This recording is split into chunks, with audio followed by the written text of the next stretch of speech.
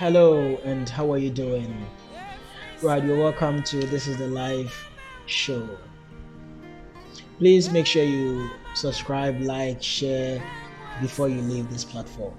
All right, I have something I want to share with you. This is a little personal, so please take it personal. All right, let's go into it.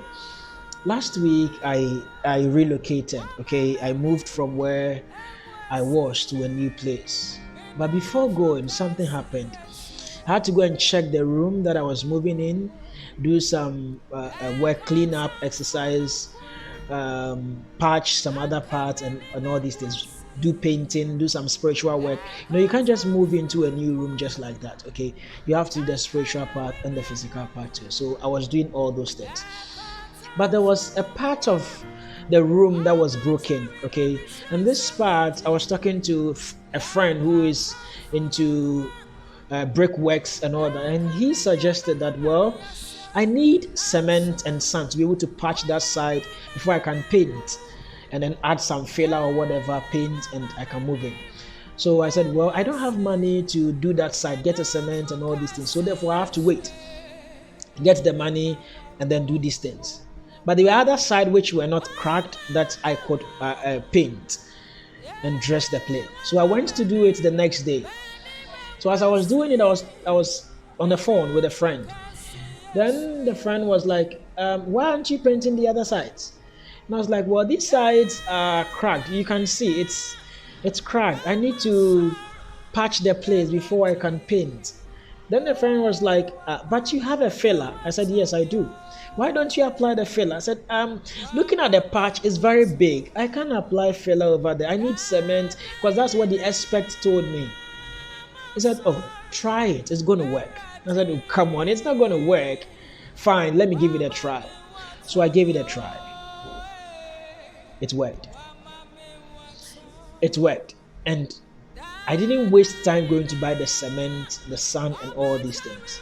So after I did the filling, painted, all the spiritual and physical things that I have to do, after I was done, I was just thinking. Then the Lord was teaching me something from there I want to share with you. The people that surrounds us, the people that we listen to, okay, they play a very great role in our life. Yes. The people you listen to, their voice, their messages can either push you, bring you down, kill you, keep you alive. Any of these things. See, I would have waited till I get cement had it not been the friend that suggested otherwise. You're getting it? Perhaps now I would still be waiting to buy cement, get sand, patch the place before moving in. Meanwhile, there was an alternative to be used. I believe some of us are stuck. I believe some of us are at where we are because of the advice of friends. Yes, friends said, okay, a colleague said it won't work. Because of that, we accepted it and told ourselves it won't work. And that is why it's not working. But if we would get a different mindset, if someone will say something different, if you will see the whole thing in a different perspective, I think it will work. Let me add this Bible scripture and then let me go, okay? 2 Kings chapter 12, sorry, 1 Kings chapter 12. 1 Kings chapter 12. So don't forget what I'm telling you, okay? Where you are is because of the friends you are keeping. The mindset you have is because of the friends you are keeping.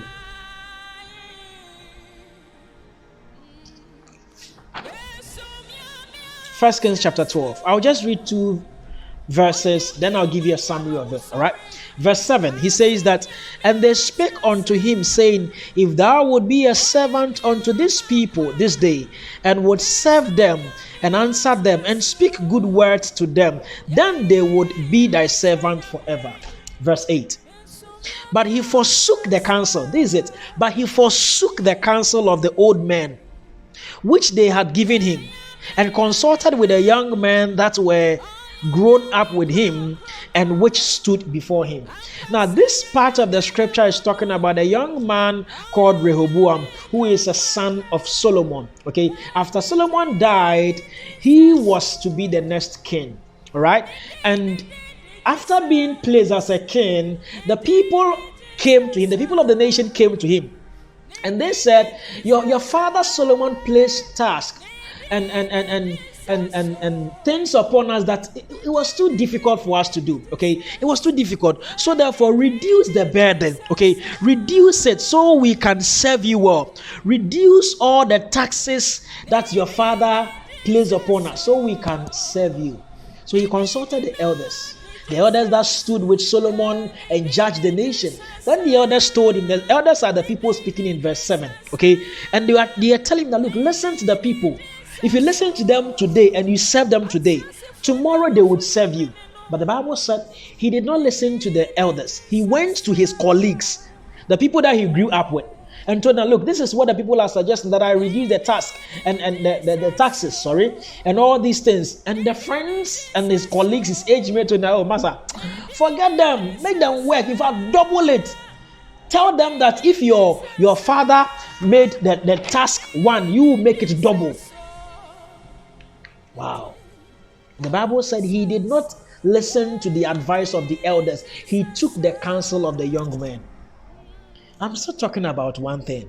The advisors, the people that surround us, the people we hear from, we are what we are because of the people that surround us.